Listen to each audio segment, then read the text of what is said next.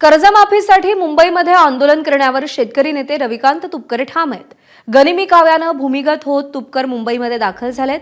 शेतकऱ्यांचा संपूर्ण सातबारा कोरा करण्याची रविकांत तुपकर यांची मागणी आहे। अरबी समुद्रात सोयाबीन सातबारा बुडवण्याचा इशारा तुपकरांनी दिलाय। 17 मार्चला तुपकरांच्या घर आणि ऑफिसला पोलिसांनी वेढा दिला होता। तुपकरांच्या शेकडो कार्यकर्त्यांची अर्ध्या रात्रीतून धरपकड करण्यात आली होती। मात्र मुंबईत दाखल झालेले तुपकर आंदोलनावरती ठाम आहेत। महाराष्ट्रातला सगळा शेतकरी मुंबईला हक्काची कर्जमुक्ती मागण्यासाठी, सोयाबीन कापसाला भावफरक मागण्यासाठी, ऊस कांदा धान दुधाला मदत मागण्यासाठी, हक्काचा पीक विमा मागण्यासाठी आम्ही मुंबईला जाणार आहोत। परंतु इंग्रजाला सुद्धा लाजवेल अशा पद्धतीनं बुलढाणा पोलिसांनी आणि महाराष्ट्रातल्या पोलिसांनी माझ्या सगळ्या प्रमुख शिलेदारांना रातोरात अटक केलेली आहे। मी सध्या भूमिगत अवस्थेमध्ये आहे आणि मी मुंबईमध्ये पोहोचलेलो आहे।